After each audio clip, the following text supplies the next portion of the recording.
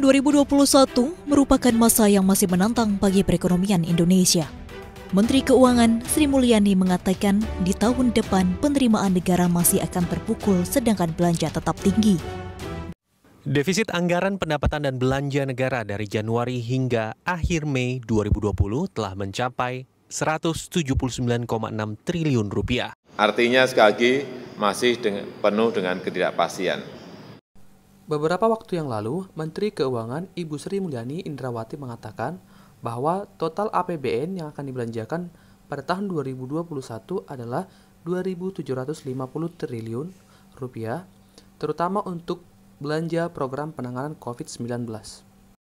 Di masa pandemi seperti ini, prioritas pemerintah dalam menganggarkan APBN berfokus pada bidang kesehatan dan pendidikan, serta pemberian stimulus fiskal berupa pemberian bantuan kepada UMKM supaya bisa beroperasi kembali dan akhirnya bisa mempercepat pemulihan ekonomi. Semoga saja seluruh kebijakan yang sudah ditempuh oleh pemerintah itu bisa mementingkan kepentingan masyarakat dan bisa berdampak baik terhadap APBN kita pada tahun 2021. Untuk mengetahui ruang lingkup anggaran pendapatan dan belanja negara, mari kita simak video pembelajaran berikut ini.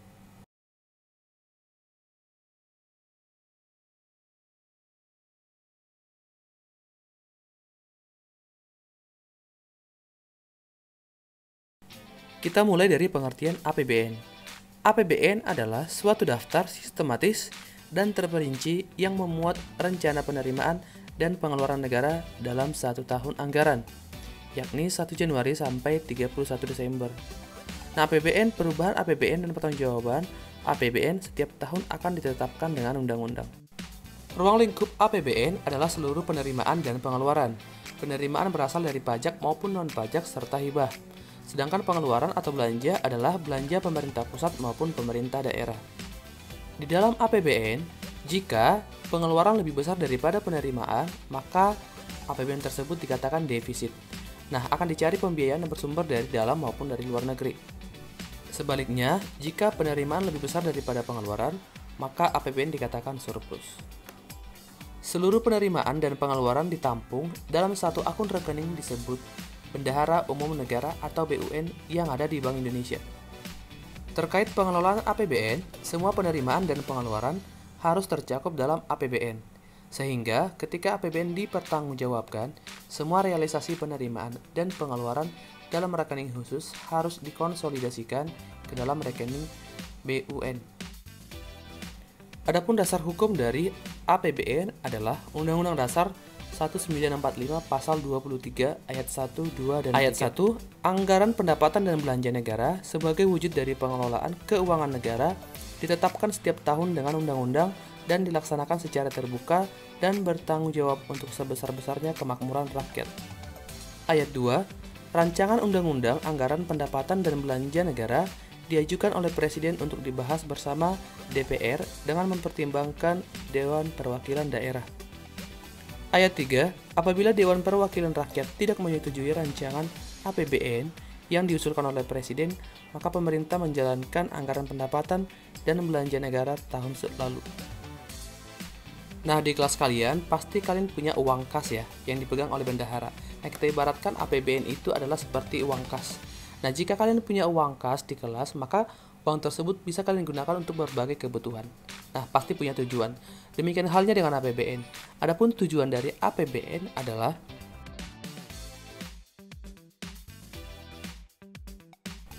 satu, APBN menjadi pedoman penerimaan serta pengeluaran negara guna melaksanakan tugas kenegaraan.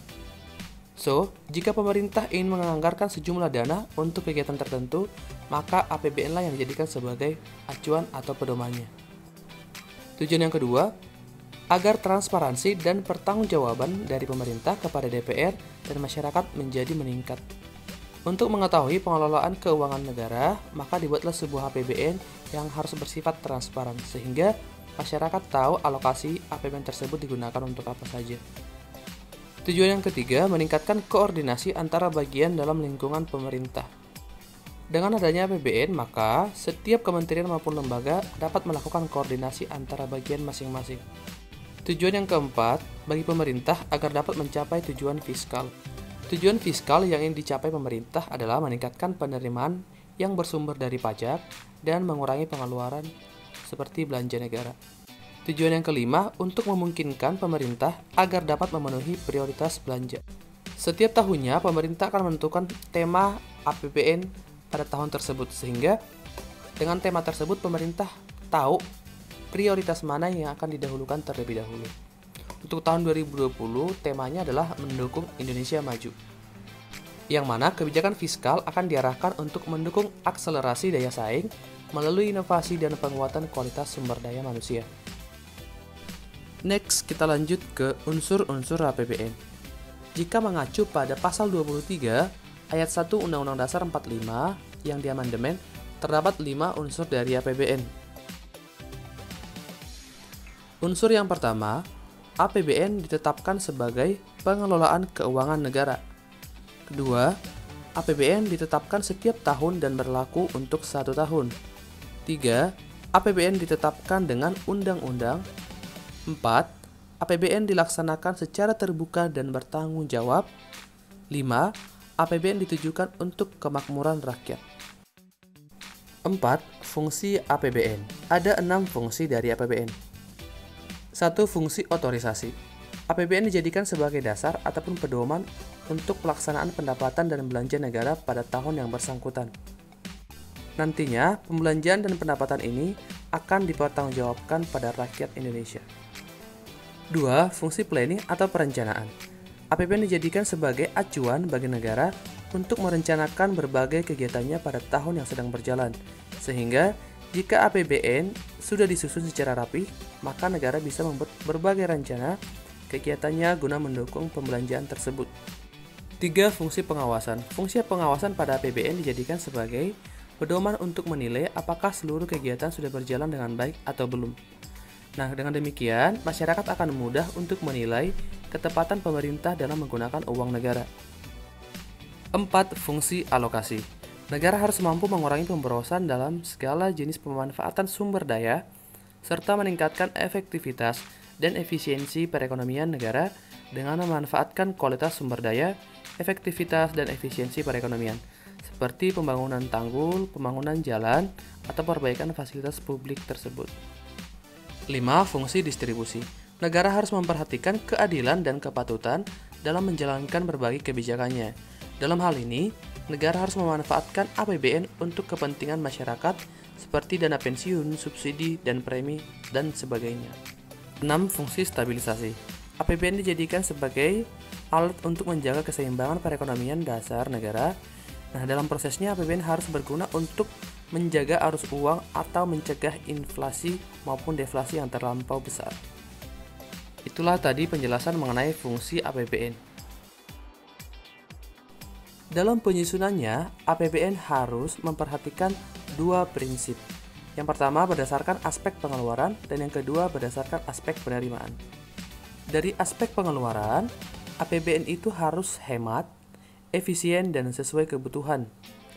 Kemudian, terarah, terkendali, dan sesuai dengan rencana kegiatan. Yang terakhir, semaksimal mungkin menggunakan hasil produksi dalam negeri dengan mempertimbangkan potensi nasional. Sedangkan berdasarkan aspek penerimaan ada 3 juga. 1. Intensifikasi penerimaan anggaran dalam jumlah dan kecepatan penyetoran. 2. Intensifikasi penagihan dan pemungutan piutang negara. 3. Penuntutan ganti rugi atas kerugian yang diderita negara dan penuntutan denda. Nah, kalian udah pada tahu belum komponen APBN itu apa aja? Nah, komponen APBN ada 2, yaitu penerimaan dan belanja negara.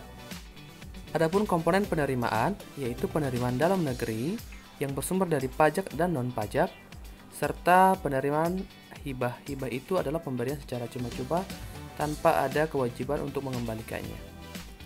Penerimaan dalam negeri yang bersumber dari pajak, ada yang pajak dalam negeri seperti pajak penghasilan, pajak migas dan non-migas, pajak pertambahan nilai, pajak bumi dan bangunan, biaya perolehan hak atas tanah dan bangunan, cukai, dan pajak-pajak lainnya.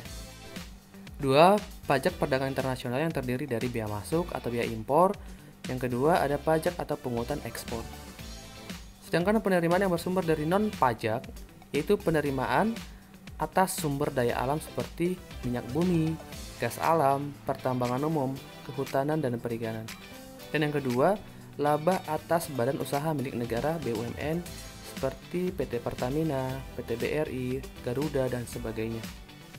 3. Penerimaan negara bukan pajak lainnya.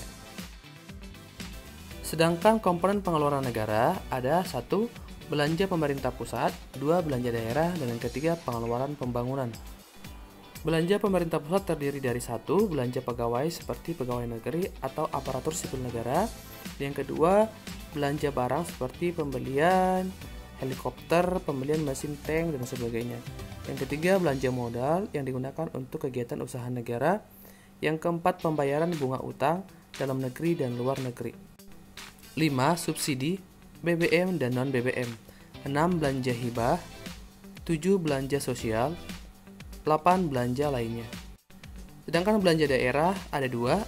1. Dana perimbangan yang terdiri dari dana bagi hasil, dana alokasi umum, dana alokasi khusus, dan yang kedua dana otonomi khusus dan penyesuaian. Untuk pengeluaran pembangunan itu ada 2, pembiayaan pembangunan, dan yang kedua pembiayaan proyek. Oke sobat belajar ekonomi semuanya, demikianlah penjelasan mengenai APBN di bagian yang pertama ini.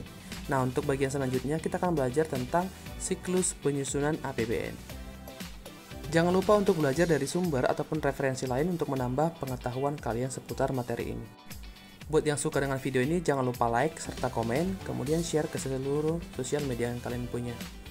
Sampai jumpa di video pembelajaran berikutnya, dan tetap jaga kesehatan dan stay at home.